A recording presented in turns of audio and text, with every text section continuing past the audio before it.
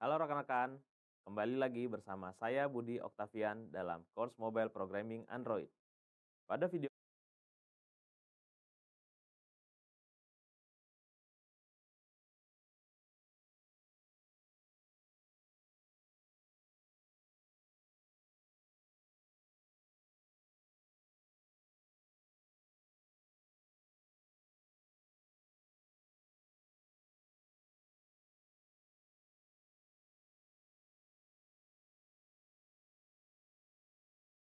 ini bersama saya Budi Oktavian dalam course Mobile Programming Android.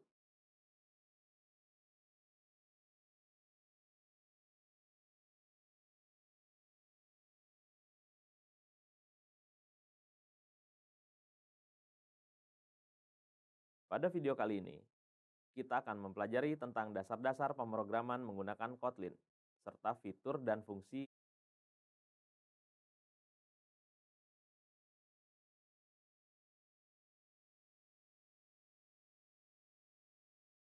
yang terdapat pada Kotlin. Mari simak pembahasannya. Setelah proses instalasi Android Studio, JDK, dan Kotlin selesai, maka langkah selanjutnya adalah kita akan mencoba belajar bahasa pemrograman Kotlin menggunakan 3 cara. Yang pertama, silakan buka browser kalian, lalu ketik https://play.kotlinlang.org, lalu tekan enter,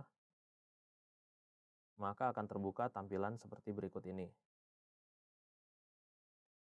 Selanjutnya, jika ingin menjalankan program yang sudah ada pada tampilan seperti ini, rekan-rekan bisa mengklik button play yang ada pada kanan layar. Hasilnya bisa dilihat di sebelah kiri bawah, Hello World. Selanjutnya, kita juga bisa belajar bahasa pemrograman Kotlin menggunakan perintah Kotlin C pada konsol, seperti berikut ini.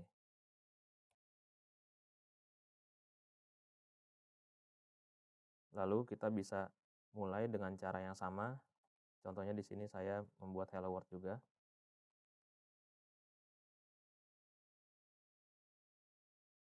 Setelah itu kita tekan enter, maka akan terbuka tampilan seperti ini hasilnya. Cara selanjutnya untuk belajar Kotlin bisa dengan menggunakan Android Studio.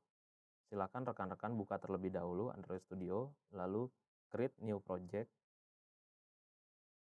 Setelah create new project, lalu buka folder app-nya. Di sini saya sudah punya package default id kotlin.belajar. Setelah itu saya bikin file Kotlin baru dengan nama Halo. Lalu klik OK.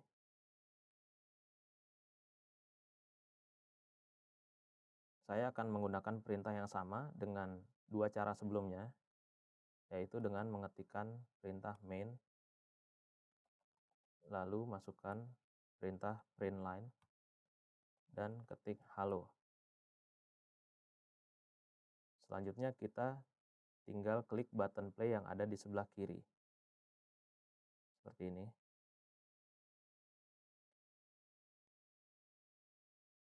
Bisa dilihat hasilnya pada konsol yang ada di bawah. Setelah kita belajar dasar pemrograman Kotlin dengan perintah standar, yaitu halo, menggunakan print line, berikutnya kita akan mencoba beberapa macam fitur dasar yang ada pada Kotlin. Pertama, kita buat fungsi baru. Di sini saya menggunakan fungsi halo. Selanjutnya, kita mencoba untuk mendeklarasikan variabel dengan nama name, dengan value Budi, dengan tipe variabel final. Kenapa dibilang final? Karena variabel file tersebut tidak bisa di-assign kembali.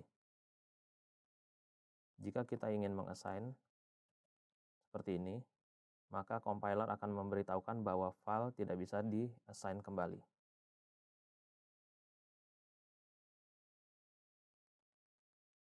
Berikutnya adalah menggunakan var. Contohnya di sini saya membuat sebuah variabel dengan nama age dan value 32. Kenapa dibilang var?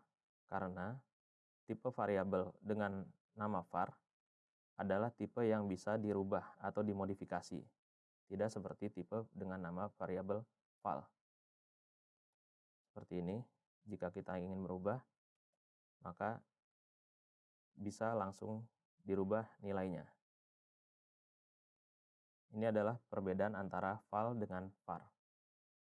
Setelah kita belajar membedakan antara val dan var, selanjutnya kita akan mencoba belajar optional value pada Kotlin.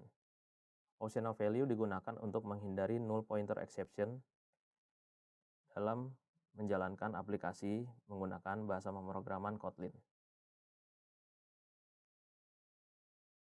Di sini saya akan coba membuat sebuah variabel yang bisa dimodifikasi dengan nama title dan tipe data adalah string dengan value 0. Lalu saya ingin mencetak panjang value dari variabel title tersebut dengan memanggil perintah printline seperti ini. Lalu memanggil fungsi length. Di sini compiler akan memberitahukan bahwa variabel title akan menyebabkan null pointer exception. Dan compiler akan memberitahukan apakah kamu ingin mencetak dengan optional value, yaitu tanda tanya, atau dengan memaksakan optional value tersebut menggunakan tanda seru 2 kali. Untuk mencetak optional value, kita bisa menggunakan perintah tanda tanya seperti berikut ini. Berikutnya saya akan menjelaskan tentang explicit type dan implicit type. Yang dimaksud dengan explicit type adalah ketika kita membuat sebuah variabel, baik menggunakan tipe final ataupun tipe yang bisa dimodify, artinya dengan val atau var, seperti ini. Lalu dengan variabel, contohnya di sini adalah school. Untuk mengeksplisitkan nilai dari school tersebut, misalkan di sini variabel school bertipe data string, maka saya akan menggunakan tipe data string seperti berikut ini. Ini adalah explicit type. Untuk implicit type, contohnya di sini saya akan mencoba membuat variabel baru lagi dengan nama company, lalu langsung memasukkan value-nya dengan tipe yang sebenarnya adalah tipe data string juga. Ini adalah implicit type. Berikutnya saya akan menjelaskan apa itu string templates. String templates digunakan untuk mencetak objek yang ada dalam bentuk string dengan nilai yang tidak harus menggunakan string. Contohnya seperti berikut. Di sini saya punya variabel dengan nama age yang sudah kita buat sebelumnya. Lalu saya ingin mencetak variabel tersebut dengan perintah printline. Lalu saya ingin menambahkan string di dalamnya. Contohnya my age is. Lalu saya ingin langsung memasukkan nilai dari age tersebut ke dalam bentuk string. Kita bisa menggunakan tanda $, lalu panggil variabelnya seperti ini. Ini adalah contoh membuat string template. Berikutnya saya akan menjelaskan beberapa macam kelas yang ada pada Kotlin. Sebelum mulai, saya akan menghapus dulu fungsi yang sudah kita buat sebelumnya. Seperti ini. Pertama adalah class. Class adalah body yang ada pada Kotlin untuk membuat sebuah objek.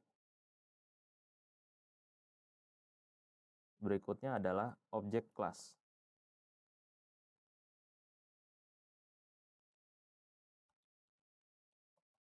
Di sini saya membuat objek kelas dengan nama myObject.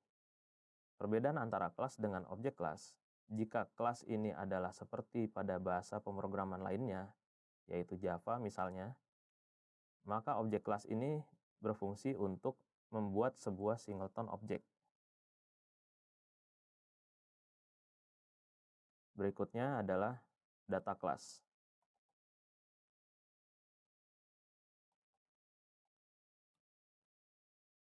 Data class digunakan untuk membuat sebuah plain Java object atau plain object dengan variabel yang sudah kita tentukan di dalamnya.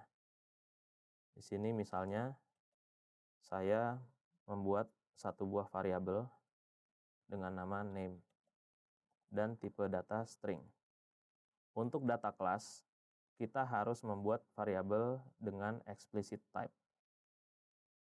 Setelah kita mengetahui apa itu fitur dasar yang ada pada Kotlin dan kelas-kelas yang digunakan oleh Kotlin, mulai dari default class, objek, dan data class, berikutnya kita akan belajar fungsi dasar yang ada pada Kotlin. Sebelumnya saya akan menghapus kelas yang sudah kita buat. Seperti ini. Lalu saya buat fungsi baru dengan nama basic.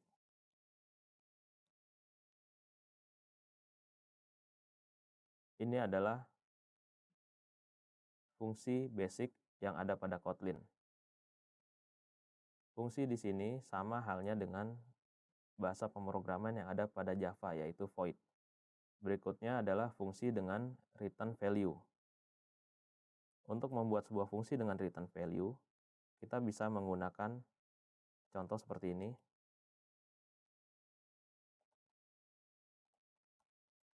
Function with return value dengan tipe di sini adalah tipe yang akan saya return string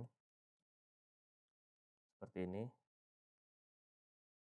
Lalu kita berikan modifier return dengan empty string. Ini cara pertama untuk return value. Cara kedua,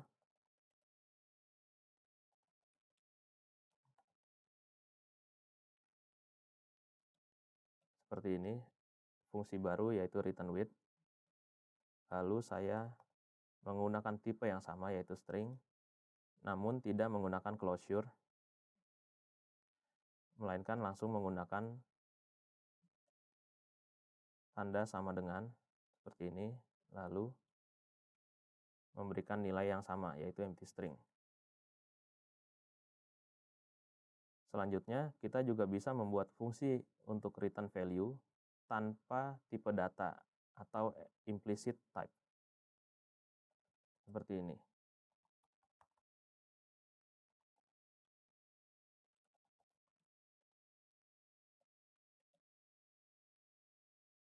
Ini adalah contoh untuk membuat fungsi dengan return value menggunakan Kotlin.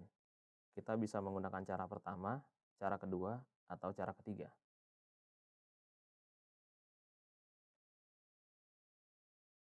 Selanjutnya, kita akan membuat fungsi dengan parameter. Contohnya di sini, saya membuat fungsi dengan nama fungsi dengan parameter,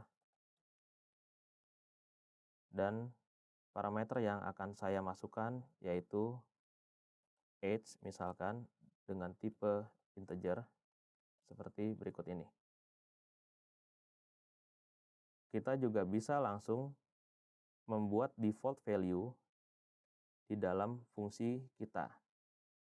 Contohnya di sini sudah ada parameter age, lalu kita ingin memberikan default value, maka kita bisa menggunakan tanda sama dengan seperti berikut.